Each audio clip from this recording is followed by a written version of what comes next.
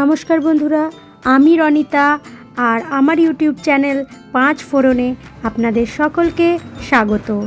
আমার আজকের রেসিপি হচ্ছে ডিমের কাই, আর এটা বানিয়েছে আমার মা।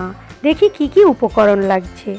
আমি নিয়েছি হাঁসের ডিম 4টে, 3টে পেঁয়াজ কুচিয়ে নিয়েছি, শুকনো লঙ্কা, হলুদ আর লবণ পরিমাণ মতো, এই আমার লাগছে। এবারে মা প্রথমে ডিমগুলোকে একটুখানি করে চিড়ে নিচ্ছে, ডিমের গায়ে একটু একটু করে দাগ দিয়ে দিচ্ছে। এরপর কড়াইতে সর্ষের তেল দিয়ে তার মধ্যে হলুদ আর লবণ দিয়ে দিচ্ছে, দিয়ে ভালো করে মিশিয়ে নিচ্ছে। নিয়ে এবার ডিমগুলো একে একে দিয়ে ভেজে নেবে। এখানে হাঁসের ডিমের পরিবর্তে এমনি মুরগির ডিম নিলেও অসুবিধা নেই। এই যে ডিম ফ্রাই হয়ে গেছে, এবার একটা পাত্রে ডিমগুলো এক এক করে তুলে নেবে। এরপর ওই বেরেস্তার মতো করে যে পেঁয়াজগুলোকে কেটে রাখা হয়েছিল, ওই পেঁয়াজগুলো সম্পূর্ণটা দিয়ে দিচ্ছে তেলে। তুমি কী করবে, পেঁয়াজটা কি ভাজা ভাজা হবে? ভাজা ভাজা নরম করে নিয়ে নেবো।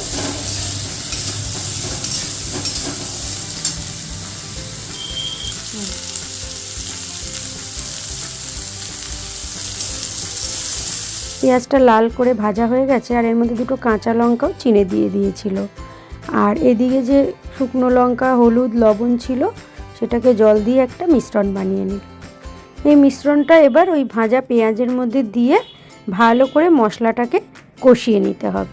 আমরা দুই বোনই বাড়িতে এলে এই রান্নাটা মায়ের হাতে খাবই, আর মা বলে মা নাকি এটা দিদার থেকে শিখেছে। এই যে জলটা দিয়ে দিল, জলটা খুবই সামান্য দেয়, কারণ কি এটা একটু কষা কষাই খেতে হয়। এবার ডিমগুলো দিয়ে দিল। মানে কি যে অপূর্ব স্বাদ এটার। আমিও বানাই, কিন্তু আমার যেন মায়ের হাতের সেই স্বাদ আসে না। তাই এবারেও যাওয়ার আগে মাকে বললাম একদিন বানাও। এই যে হয়ে গেল তৈরি আজকে ডিমের কাই। এই রেসিপিটা খুবই সহজ, আর ইনগ্রিডিয়েন্টসও তো কিছুই লাগে না, দেখলেনি ঘরে থাকা সামান্য জিনিস দিয়েই হয়ে যায়। তবে মুরগির ডিমের থেকেও হাঁসের ডিমটা আমার খুব প্রিয়, তাই আমি মাকে বললাম আমাকে হাঁসের ডিম দিয়েই করে খাওয়াও। আমার বোন খেতে বসেছে, তো ওকে আমি বললাম খেয়ে বল তো কেমন হয়েছে, দেখি ও কি বলে। আপনারাও চাইলে বাড়িতে বানিয়ে ফেলুন, আর আমাকে কমেন্ট বক্সের মাধ্যমে জানান কেমন হয়েছে। ওরও খুব ভালো লেগেছে, সেটা ওর এক্সপ্রেশনেই বোঝা যাচ্ছে।